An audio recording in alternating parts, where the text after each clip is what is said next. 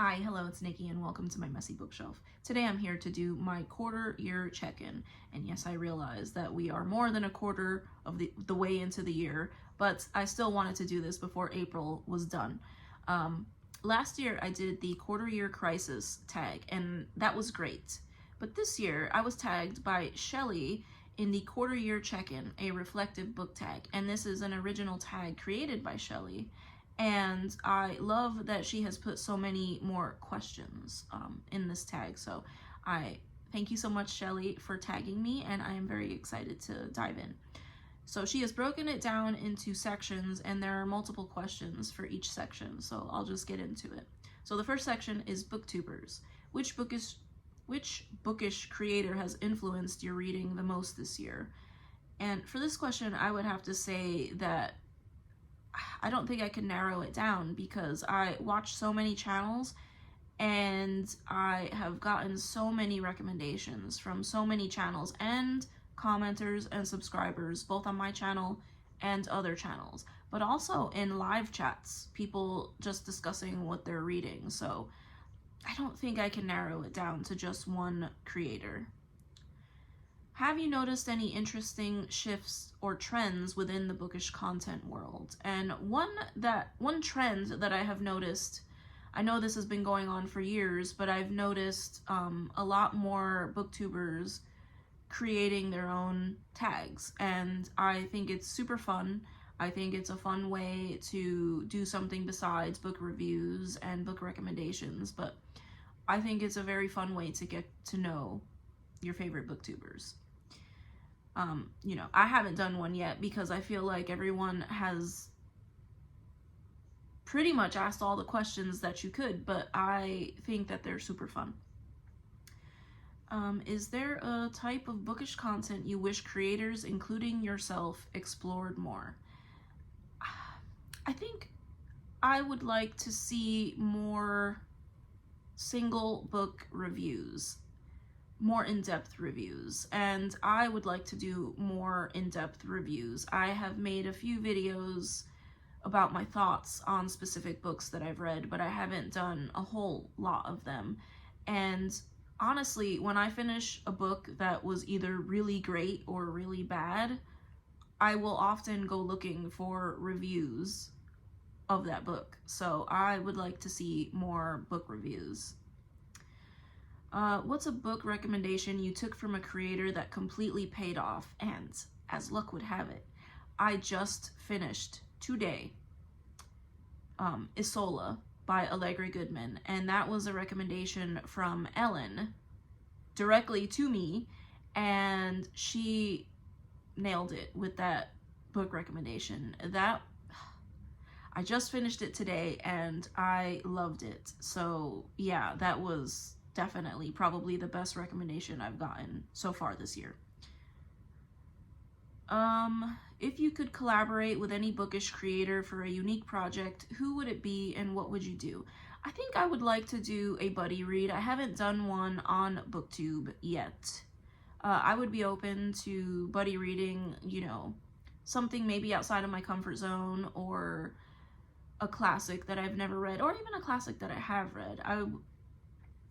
For a unique project, maybe something revolving around Lord of the Rings or Agatha Christie, because those are my loves.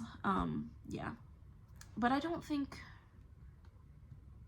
that there's any specific, any one of my Booktube friends, I think that I would be happy to collaborate with. Has your relationship with the bookish community changed in any way this year? I think that I have made more friends. I have gotten a little more comfortable here on Booktube, and I still get nervous all the time, but I've gotten a lot more comfortable. Everyone, for the most part, has been very nice, and I've made a lot of bookish friends on Booktube, so it has been a positive experience. So moving on to trends and patterns in your reading. Are you reading more or less than you expected? I think that I am reading a little bit less than I expected, but at the same time I kind of expected it, because life has been busy, and you know, those things happen to everyone. Are you reading more backlist or new releases? Definitely backlist. I'm not someone who is always on the lookout for the new releases. Sometimes I don't even know what the new releases are, unless it's an author or a series that I am really, really attached to, one that I love. So definitely backlist. Though I do buy a lot of books, I buy a lot of backlist books. Have you been reading books you already own, or are you still picking up library and borrowed books? And I have been reading books that I own. I have also been using the library more this year, which I think is great. So I would say both. I have also bought books this year, but I am happy to say that I am reading more books off my shelves, and I have been reading more library books as well. What's the longest and shortest book you've read so far? I think the longest book that I've read so far is Don Quixote. I believe it's longer than Moby Dick. I read Moby Dick. Wives and Daughters was also very long, but I think Don Quixote was the longest book that I've read. And the shortest book that I've read so far is The Great Gatsby. Have you read anything completely outside of your comfort zone? Let me look at my reading log here. I think The Great Gatsby was outside of my comfort zone. Yes, it's a classic, but it is an era that I am not as interested in as, you know, I love Victorian era literature, but stuff from the 20th century is not as interesting to me. So yeah, I would say The Great Gatsby, and also The Family Upstairs by Lisa Jewell, because that one, it's dark and twisty, but it is a contemporary novel, and you know, it's not, I like things set in different times and different places, and you know, that's kind of modern times, and it's a thriller. That's not, is it a thriller? I would call it a thriller, a psychological thriller, and that's not something that I typically go for. So have you noticed any patterns in the kinds of books you're drawn to this year? I have been very drawn to classics this year, specifically pretty chunky ones. So I don't know if that will continue, but that has been a trend this year for me. Dark and twisty books, but that's always a trend for me. I think that's it, really. Have you been more intentional with your reading, or has it felt more like following whims and impulses? I have been more intentional, but I have also followed my whims and impulses, specifically this month. So I will always start off the month with a pile of possibilities, but I will usually never get to all of the pile. And this month specifically, I have read almost nothing from my pile, so I just wasn't in the mood. And so I went in a completely different direction. So I guess you could say I followed my whims and impulses. I was also in the middle of a little bit of a reading slump, so thankfully that has ended. So moving on to reading goals and challenges. Are you on track with any reading goals or challenges you set at the beginning of the year? And yes, I am. I made it a goal to read more off of my shelves, and I have been doing that. I would like to get better at quantifying that, because I haven't really been counting the books that I've been reading off my shelf. So I think moving forward, I would like to sort of track that a little bit better. But I also set a goal to read one nonfiction a month and one classic a month. And I have been averaging at least that, if not more than that, every month. So, yes, I am on track with my goals. Have you abandoned or changed any goals? No, but I think like right now I would like to set a number of books off my shelves that I would like to read finally. So maybe change that up a little bit. Are there any books you still really want to get to before the end of the year? There's no specific book that I feel like I have to get to this year. I would like to get to another Charles Dickens, but not a specific one, so yeah, I don't really have one specific book that I must finish this year. Moving on to personal reading reflection. What is the most disappointing book you've read? I would say probably The Inimitable Jeeves, because I read that, I had heard that it was funny, and it's the first book in the Jeeves series, and I had heard that it was very funny, and I did find it funny, and I did enjoy it, but it was not as funny as I would have liked, and I didn't enjoy it as much as I thought I would. And then I sort of expected this, but Fourth Wing, I read the first one and I did not finish the second one. So yeah, it was entertaining at first, and then it got old. Which book surprised you the most in a good or a bad way? I would say The Great Gatsby. I was not expecting to love that book as much as I did, and I really did.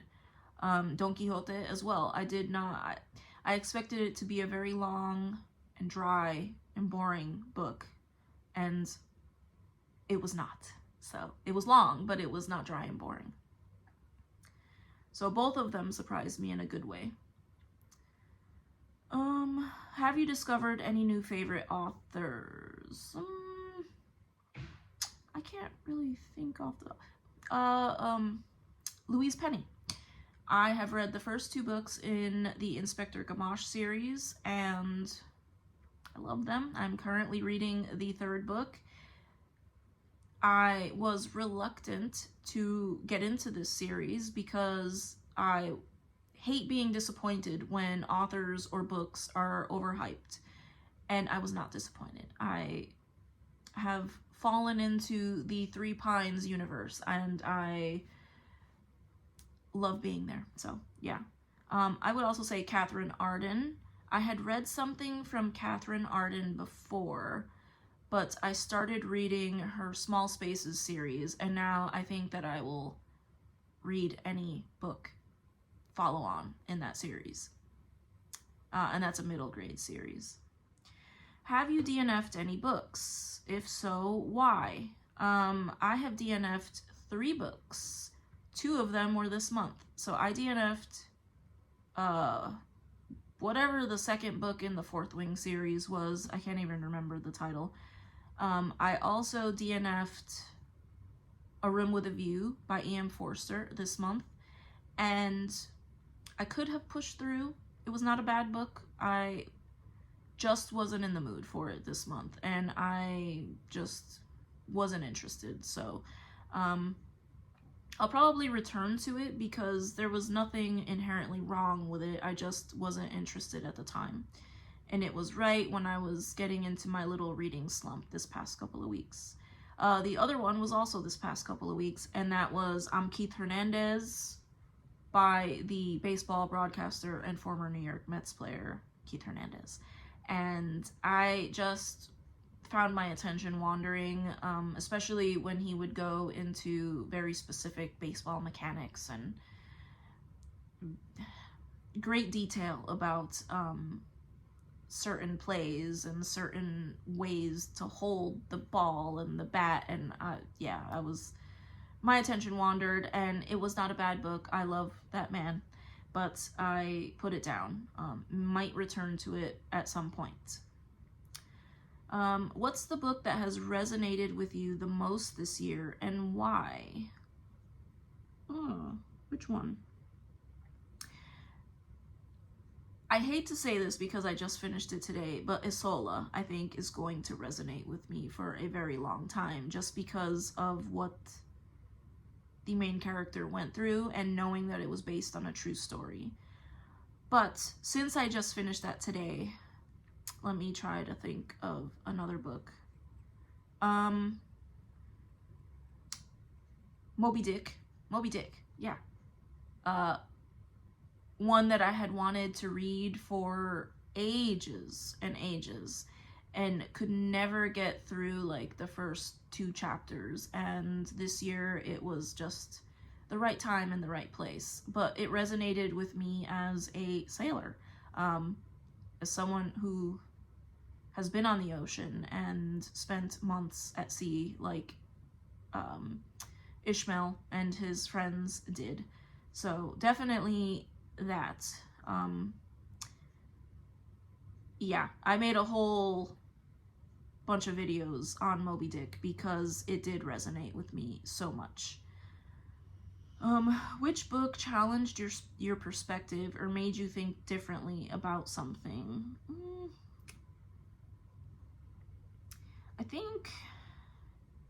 I don't know that anything challenged my perspective, but I read The Art Thief this month, and it made me think differently about the justice system, because the main character, stole like $2 billion worth of art, and some of it has never been recovered, and I don't think that this person served enough jail time, in my opinion. So, the justice system, but that's not even my justice system, because that took place in a few countries in Europe. What's the best book you've read so far this year? Ooh, that one is very difficult, because despite my reading slump that I've had the past couple of weeks, I have read some amazing books so far this year. I have had quite a few 5 stars, and I consider myself very fortunate, but